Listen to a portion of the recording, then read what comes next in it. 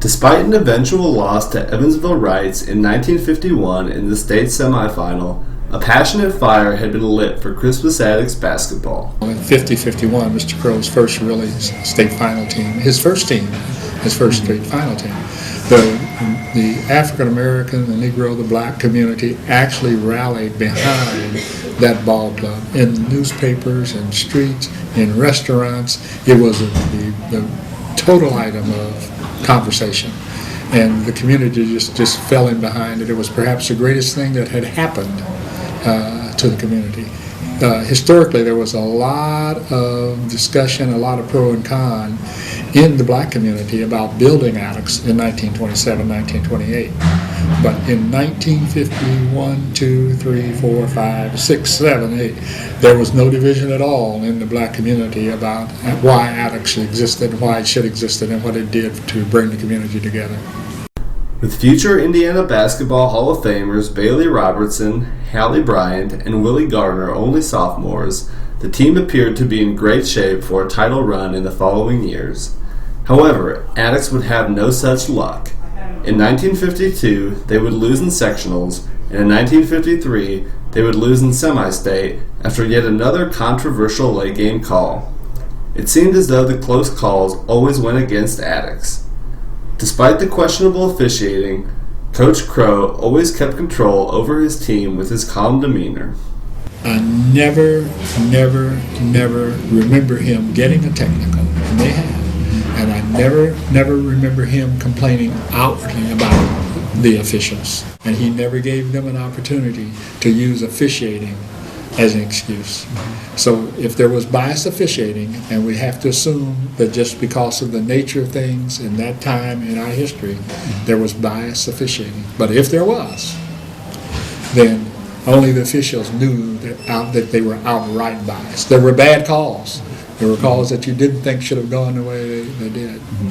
But we played through it. Number one, we was a black school doing it, you know what I mean? And so that was pressure right there. So my pressure, you're already under pressure, you know what I mean? I was trying to get through the game, to win a game, you know, with the referee. Because when we played the game, we always looked like we were playing against 7 men, you know. So that's what we always looked at when I play a ball game. Hey, we playing 7 men, so we got to go out and get it. Get a lead so they can't hurt us, you know. And so that's what we looked at it. The way they handled themselves under extreme pressure and extreme prejudice always impressed me. They never complained with the officials. You didn't see them throwing things around, and Ray Crow never did that.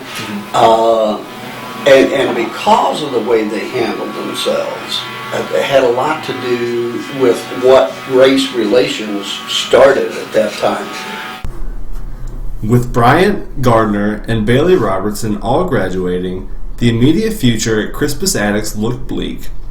Little did the team know that they were about to stumble upon the greatest player in Indiana basketball history, Oscar Robertson. Since the previous year, he had grown nearly 6 inches to a height of just under 6'2", but he had also grown strong from working over the summer on his grandparents' farm in Tennessee. When we played grade school ball, won the grade school 8th grade championship, Oscar might have been about 5, maybe 5'9" or something, you know what I mean? But then he went to Tennessee and came back. He grew up about 6'4", so you know, yeah, that's something. He shot up, and by him handling the ball out all the time, where he grew tall and still had that ball to handle, you know what I mean?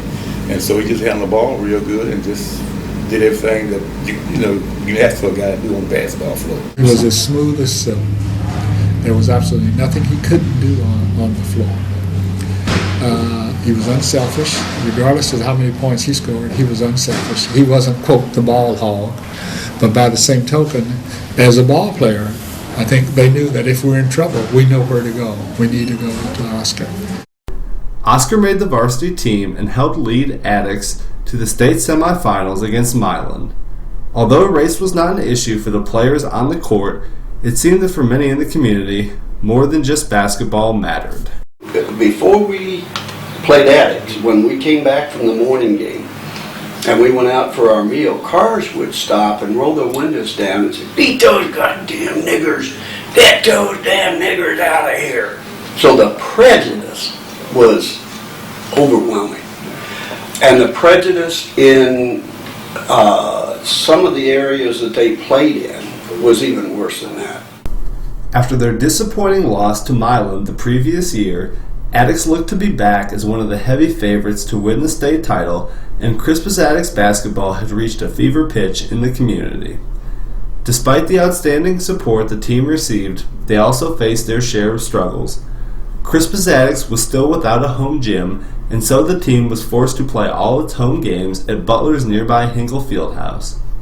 Despite their critics, Attucks breezed through the early part of its schedule, going into the city tournament in late December undefeated, and winning the tournament on a game-winning shot by Oscar Robertson. At the end of a victory, Attucks fans would begin to sing their victory song, the Crazy Song. It was quite interesting towards the end of every ball game when they knew they had the game iced a little way that they would start their chant, Crazy Song, and the whole crowd would be standing and applauding and clapping and doing their swaying and weaving, and so it was quite something. Like Red Auerbach used to light up his cigar when the Boston Celtics had to put away. Well, that's the way Attucks did it when they were champ. Oh, skip, bop, beat 'em. That's the crazy song. That's the crazy song.